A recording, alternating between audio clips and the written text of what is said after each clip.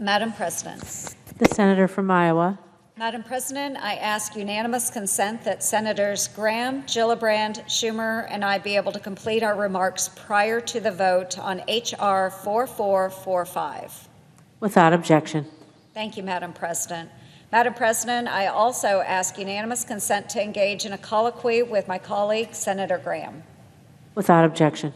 Thank you, Madam President. Madam President, protecting survivors of sexual assault and harassment has been one of my top priorities here in the Senate. In fact, yesterday I introduced the Bipartisan Violence Against Women Act, Authorization Act of 2022, which now has the support of 10 of my Republican colleagues. Today, we're here to talk about another issue that is impacting too many in our nation's workforce. The Ending Forced Arbitration and Sexual Harassment Act of 2022 provides survivors of sexual assault and sexual harassment with a choice between litigation and arbitration, so their voices will not be silenced. Earlier this Congress, I was glad to see progress in the Senate Judiciary Committee as they move forward on this bill. The committee took action that I supported. They removed the provision on collective bargaining agreements. Just this week, I was even more encouraged when the House made further changes to the bill that improved the definition of sexual harassment. And while these changes are important and significant, it is still not a perfect solution. That is why when I sat down earlier this week with the Majority Leader and the lead Republican sponsor of this bill, my friend from South Carolina, we agreed to come to the floor and ensure the congressional intent of the Ending Forced Arbitration and Sexual Harassment Act of 2022 is crystal clear. During our meeting, my colleagues agreed with me that this bill should not be the catalyst for destroying pre-dispute arbitration agreements in all employment matters. Specifically, we agreed that harassment or assault claims should not be joined to an employment claim without a key nexus.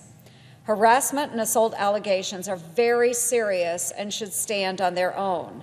The language of this bill should be narrowly interpreted. It should not be used as a mechanism to move employment claims that are unrelated to these important issues out of the current system. These clarifications are needed. I care very much and support survivors of sexual harassment and assault having access to the appropriate process to ensure swift justice.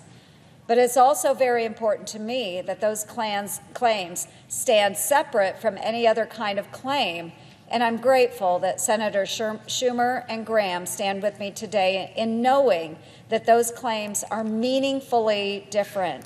There is one other important piece here that I would like to mention, and that I hope my colleagues can agree with me on. If an employment agreement contains a pre-dispute arbitration clause and a sexual assault or harassment claim is brought forward in conjunction with another employment claim, and the assault or harassment claim is later dismissed, a court should remand the other claim back to the arbitration system under this bill. I think we can all agree that we want to ensure survivors of sexual assault have their voices heard. We just have to do this in a thorough and thoughtful way. My hope is that the legislative intent of this bill reflects the conversation with my colleagues discussed here today. Namely, the Ending Forced Arbitration and Sexual Harassment Act of 2022 should not effectively destroy arbitration in employment litigation. This bill is narrow and scoped to address sexual assault and sexual harassment cases. These clarifications we are making here reflect the specific challenges that victims of these particular allegations face. And if any subsequent litigation manipulates the text to game the system, Senator Schumer and Graham have pledged to work with me on a bipartisan bill to further codify the intent and language of this bill. And I would yield to Senators Graham for further discussion.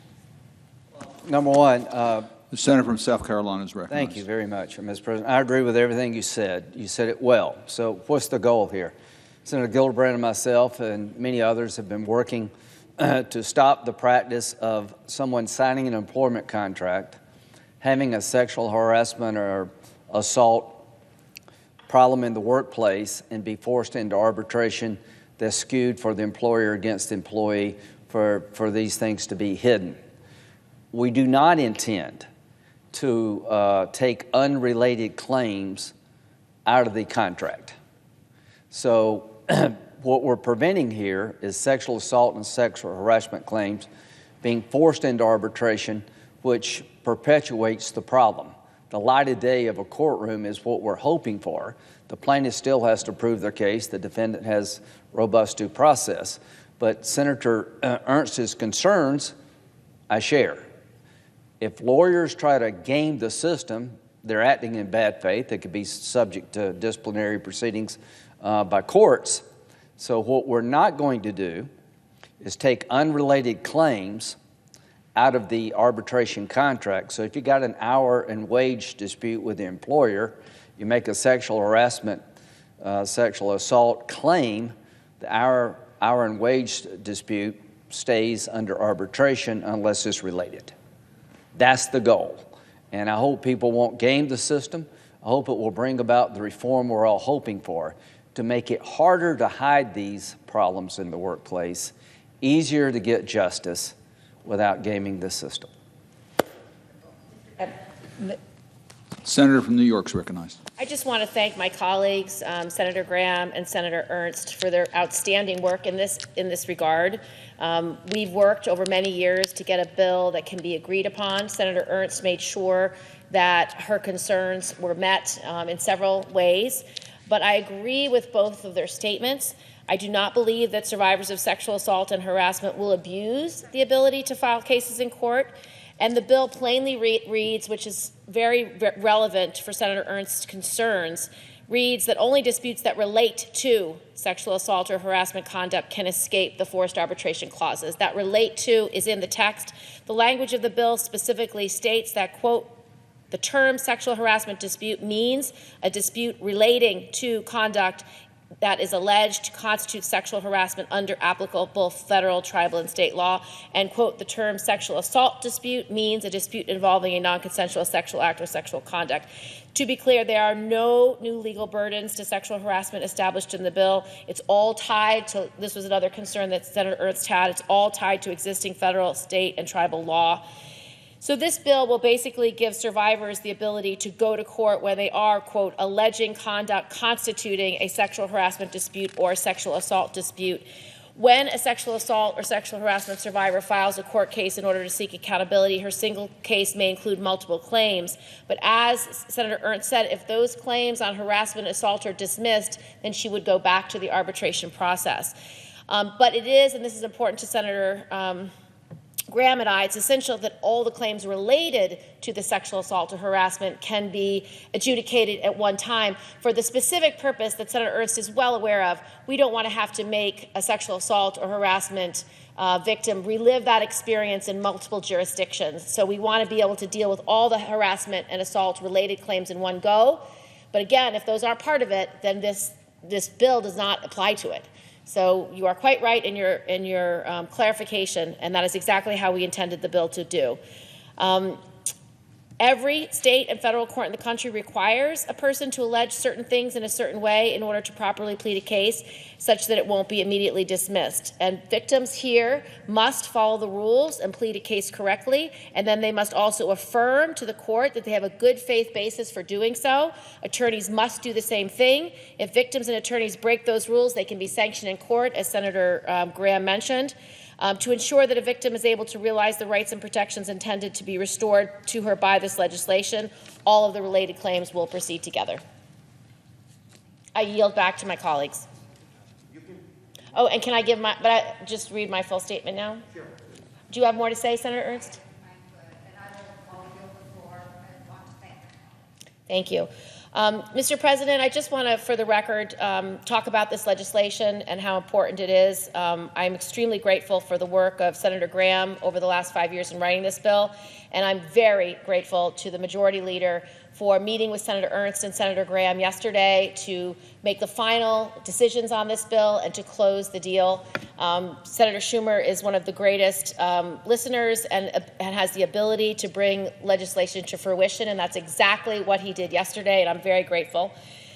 This bill represents one of the most significant workplace reforms in American history. It will help us fix a broken system that protects perpetrators and corporations and end the days of silencing survivors. Too often, when survivors of sexual assault or harassment in the workplace come forward, they are told that they are legally forbidden to sue their employer because somewhere buried in their employment contract was a forced arbitration clause, often accompanied by a non-disclosure agreement. Instead of being allowed their day in court, these survivors are pushed into a system designed by the same corporation that they are challenging. They're blocked from seeking information that could prove their case, and they are left in the hands of an extrajudicial arbitrator who is typically selected by their employer and is not always a trained lawyer. The arbitration process not only allows the corporations to hide sexual harassment and assault cases in this secretive and often biased process, but it shields those who've committed serious misconduct from the public eye. Across the board, employees are less likely to win in arbitration than they are in court. Even when they do win, they typically receive much lower monetary awards. And because of the results of arbitration are secret and binding, there's no chance for an appeal, and repeat offenders are often not held to account. Estimates suggest that more than 60 million Americans are subject to arbitration clauses. Many don't even know it because the clauses are hidden in the fine print. Forced arbitration clauses are especially common in female-dominated industries. The ACLU has reported that 57.6% of female workers are subject to this practice. It also especially prevalent in low-wage fields and industries with disproportionately high numbers of women of color. These clauses leave those women who often cannot afford to challenge their employers without recourse. But this affects women in every industry. A 2018 analysis of sexual harassment claims made on Wall Street found that in 30 years, just 17 women, 30 years, just 17 women won their claims before Wall Street's oversight body, and in most cases were dismissed or denied. So I want to share the stories of two survivors to illustrate how broken this system is. First is Laura Henry, who worked at a Kia dealership in Ohio where her boss sexually harassed her, touching her inappropriately, making inappropriate comments, bringing her inappropriate gifts. When she reported him, the company did a sham investigation and forced her into arbitration. She was only able to share her story because Congress issued her a subpoena. She should not have needed the protection of a congressional subpoena to speak out. And when she testified, quote, "The cycle of harassment will continue if you force women to be quiet and allow sexual harassers and the companies that allow them to hide behind arbitration agreements." The second story is about Ndawa Newton, and who was working for the vice president of legal affairs at the luxury good company LVMH, Moet Hennessy, Louis Vuitton, Inc. in New York, when she reported being sexually harassed and assaulted by a colleague. Even though she filed her sexual harassment case in a New York state court, the company moved to compel forced arbitration, and on the grounds that federal law supersedes New York state law that attempts to protect victims and harassment from being forced into operation, she said, quote, "Because of forced arbitration and confidentiality agreements, I may never know the extent to which this perpetrator sexually assaulted or harassed others, and if LVMH retaliated against others as they did me. His sexual harassment, attempted assault, and assault made me feel scared, demeaned, and ashamed. I found myself constantly agitated, distressed, and hypervigilant, preoccupied with avoiding the trauma of encountering him." Even with her legal expertise and experience as vice president of legal affairs, she was powerless in this system. She said the company convinced her, quote, that harassment was just a byproduct of being an attractive woman who works at a company with a French culture. That is the same company running the arbitration process. That's why this bill fixes the problem. Survivors deserve a real chance at justice, and that's what this bill does. This bipartisan, bicameral bill would amend the Federal Arbitration Act to void all forced arbitration provisions for sexual assault and harassment survivors. Removing those provisions would give survivors the day in court, allow them to discuss their case publicly, and end the days of institutional protection of harassers. This legislation passed with bipartisan, broad support in the House, and I hope my colleagues will join us in supporting this critical workplace reform in the Senate. Again, I thank Senator Schumer and Senator Graham. I yield the floor.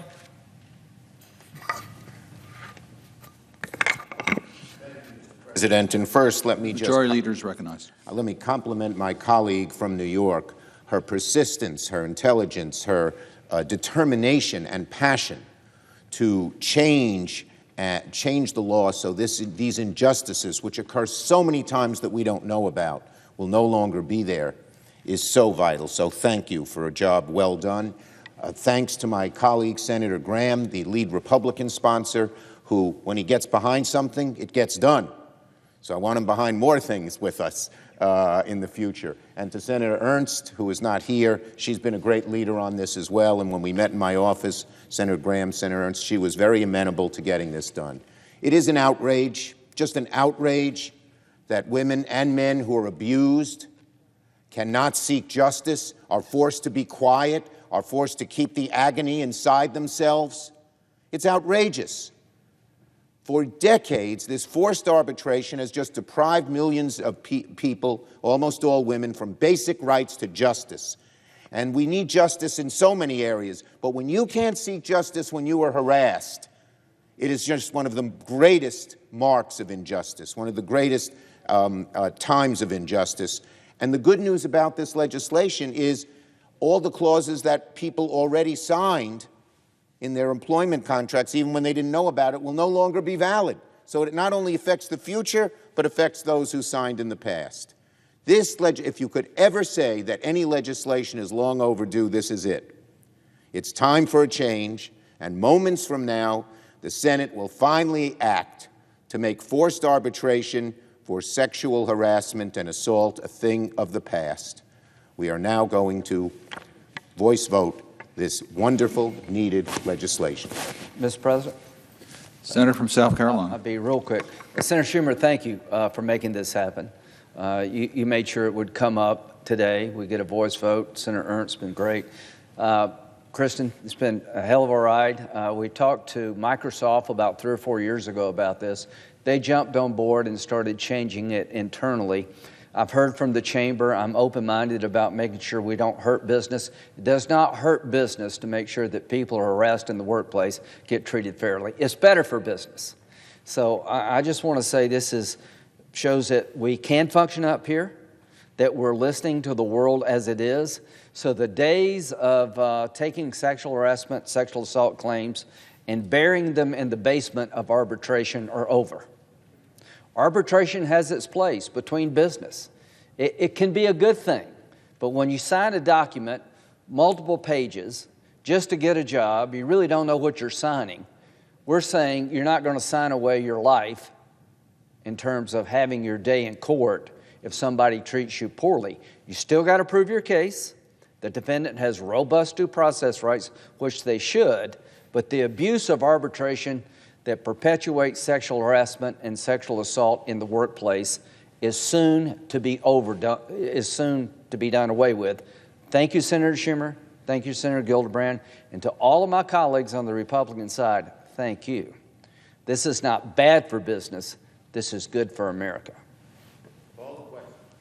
Under the previous order, the clerk will read the title of the bill for the third time. Calendar number 264, H.R. 4445, an act to amend Title IX of United States Code with respect to arbitration of disputes involving sexual assault and sexual harassment. The question is on the passage of the bill. All in favor say aye. Aye. Opposed, nay. The aye appears to have it. The ayes do have it. The bill is passed.